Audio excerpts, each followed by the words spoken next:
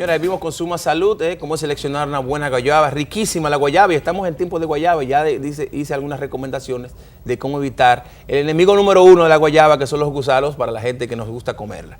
Ahora nos visita la doctora Kisairis Martínez Fajardo. Ella tiene un diplomado en gerencia de salud y es máster en gestión hospitalaria. Y estaremos hablando sobre este tema tan interesante que es la planificación familiar. Un gran placer, doctora, tenerla en el programa. Gracias por la invitación. Le comentaba fuera del aire que el motivo de su visita o de por qué le invitamos al programa es por la preocupación que tenemos con respecto a la cantidad de embarazos en adolescentes que hay en la República Dominicana. Las estadísticas hablan de más de un 50-60% de las embarazadas en los hospitales del país son menores de 18 años. Eso es muy preocupante y entonces hemos visto, en el programa hemos tratado de orientar con respecto al tema de la abstinencia. Se ha hablado de la abstinencia, pero también se ha hablado del tema de la sexualidad, lo hemos abordado en el programa. Lo que nunca hemos abordado, creo, no me acuerdo, este programa tiene 20 años, que tal vez en algún momento pudo haberse tratado, pero no me acuerdo de haber tratado el tema de la planificación familiar. O sea, cómo pueden estos jóvenes que ya están en el mundo de la vida sexual activa, pueden conocer de estos mecanismos que existen para evitar embarazos, pero también enfermedades. Perfecto. Sí. Bueno, primero muchísimas gracias por la invitación. Sí. Como bien señalas, es bastante preocupante el hecho de que nosotros tengamos esta alta tasa de embarazos en adolescentes. Hacia 2012, el 28% de los embarazos eran adolescentes, Sí. y en este año se reporta que la tasa ha disminuido a un Sí. 20.5%, Sí. pero aún sigue siendo alarmante, ya que estos son embarazos no deseados o no planificados. Okay.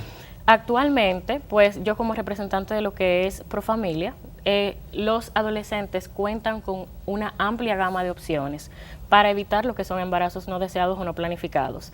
Como bien estableces, es un asunto de acceso a los métodos anticonceptivos. Hay una amplia gama de métodos, o sea, nosotros tenemos métodos de larga duración, como lo que es el DIU o la T de cobre, como se conoce a nivel general. Sí. Tenemos también lo que es el implanón, que se coloca en el brazo. Tenemos métodos de corta duración, como el condón, que es muy eficaz, ya que aparte de que nos va a evitar un embarazo no deseado, también va a evitar infecciones de transmisión sexual. Sí.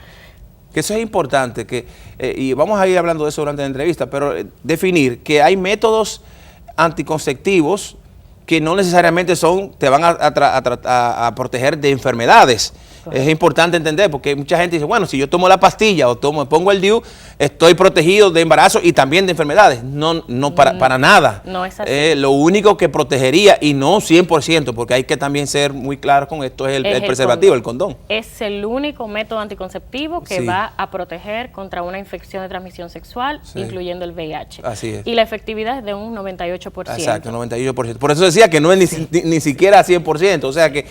Pero vamos a ir por partes. ¿Cuáles son, en el caso de jóvenes, ahí hoy vamos hablando de niñas, hablábamos fuera del aire, 12, 13, 14 años, que ya están iniciadas en el mundo de la actividad sexual, ¿no? De la actividad sexual. ¿Qué se hace primero? ¿Se hace un estudio de ellas? ¿Cómo se determina cuál va a ser el método más eficaz para ellos, eficiente para ellos? Bien, en este caso, me mencionaste anteriormente algo de la abstinencia. Sí. Es algo que siempre se lo dejamos saber, pero nosotros, al respetar los derechos sexuales, pues de la población en general, tenemos que dar paso a hablar de esto, que es planificación familiar.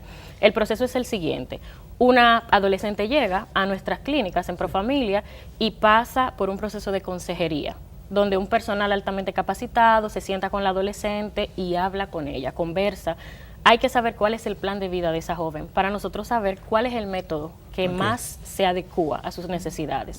Luego de que esta usuaria pasa por este proceso, entonces ya si decide por un método de larga duración, requiere pasar con el personal médico, que es el personal capacitado para colocar estos métodos que requieren un procedimiento. Sí. Si decide utilizar un método de corta duración, entonces se coloca con la enfermera. Si decide utilizar pastillas, inyectables, entonces ya esto sería con la enfermera. ¿Se le hace una evaluación médica? Porque yo conozco casos de personas, de mujeres que dicen, mira, yo no puedo tomar pastillas porque tengo una reacción X o Y, o engordo, o hay muchas complicaciones o situaciones que pueden darse. Entonces, ¿se hace una evaluación previa de esta joven para determinar cuál sería el método más adecuado? La determinación, primero, se da en el 90% de los casos que estas adolescentes ya vienen con la idea de qué método van a utilizar. porque siempre está el médico, mi amiga usa eso. Pero necesariamente porque una amiga lo use, ¿te va a funcionar a ti? No necesariamente porque tu amiga lo use, ese será el método ideal para ti. Okay. Debido a esto, primero vamos a esa etapa de consejería.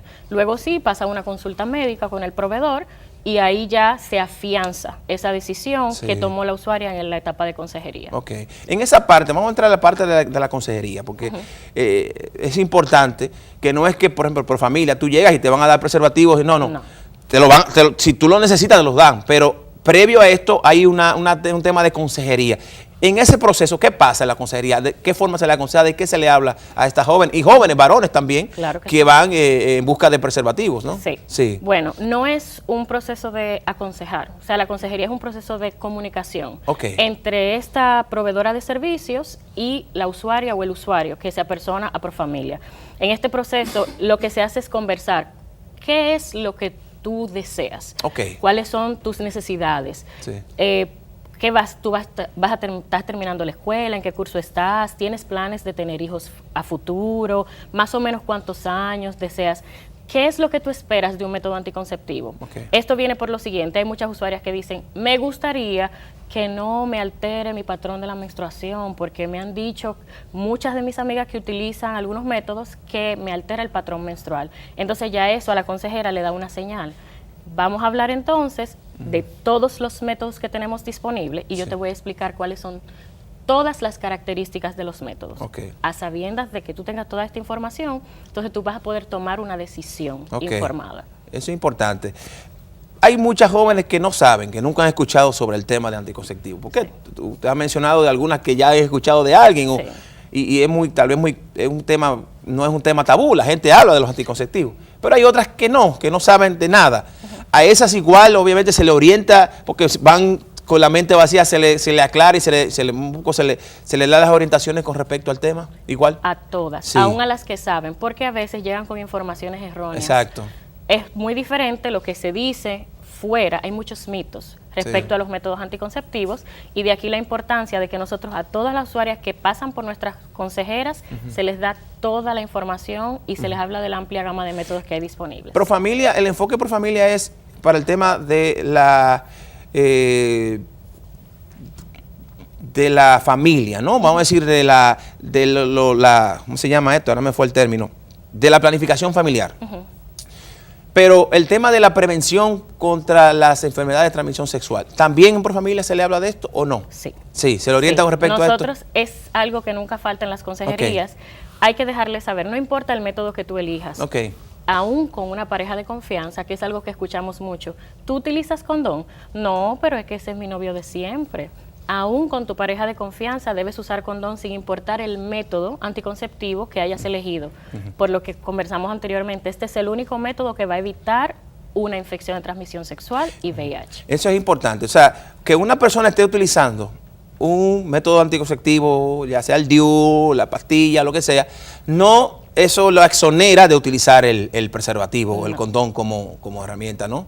O sea, es combinado. Sí, es lo ideal que sea combinado. Para prevención de embarazo, cualquier método que elijas, perfecto.